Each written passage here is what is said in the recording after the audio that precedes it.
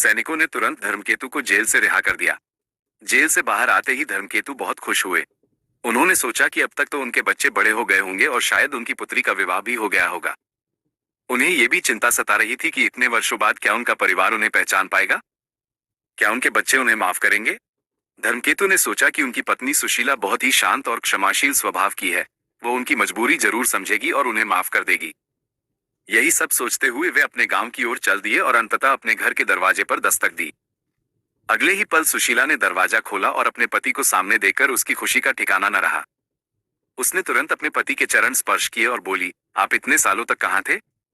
हमने आपको बहुत ढूंढा। तभी चंचल भी वहां आ गई। वह अब बहुत बदल गई थी और काफी समझदार हो गई थी। उसका बेटा दीपक भी अब बड़ा हो गया था। अपने पिता को देख चंचल बहुत खुश हुई और सबने मिलकर अपनी खुशियां बांटी। कुछ दिनों बाद चंचल की बेटी दीपमाला की शादी भी अच्छे घर में हो गई। अब धर्मकेतु का पूरा परिवार एक साथ था और सब बहुत खुश थे। घर में पूजा पाठ और भजन कीर्तन होने लगे। ये सब भगवान गणेश जी की ही कृपा थी। अंत में सबने मिलकर गणेश जी की आरती गाई और बोलो गणेश जी महाराज की जय के जयकारे लगाए।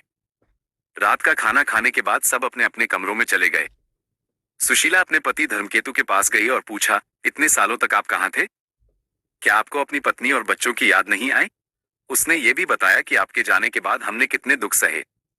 चंचल घर का सारा सामान और अपने बेटे को लेकर दूसरे घर में चली गई थी।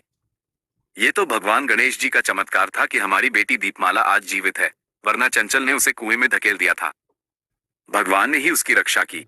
सुशीला ने आगे बताया कि जब आप घर वापस नहीं आए तो घर का गुजारा करना मुश्किल हो गया था। तब गणेश जी ने मुझे सपने में दर्शन दिए और बताया कि दीपमाला के मुंह से निरंतर मोती और मूंगा झड़ते रहेंगे। उन्हें बेचकर हमारा काम चलने लगा और धीरे धीरे चंचल को भी अपनी गलती का एहसास हुआ और वह वापस लौट आई। अब चंचल बहुत बदल गई है। वो पूजा पाठ करती है और किसी से झगड़ा नहीं करती। उसका बेटा दीपक अब खेती करता है और हमारा दूसरा बेटा राजा जितन के दरबार में पुरोहित बन गया है। धर्मकेतु ने भी अपनी आपबीती सुनाई। उन्होंने बताया कि जब वे घर छोड़कर गए थे तो गुस्से में राज्य की सीमा पार कर गए थे। वहां कुछ चोरों ने चोरी की थी और राजा रणजीत सिंह के सैनिकों ने धर्मकेतु को भी उन चोरों के साथ पकड़ लिया। सैनिकों ने उनकी एक न सुनी और उन्हें कालकोठरी में डाल दिया, जहां वे इतने वर्षों तक कैद रहे।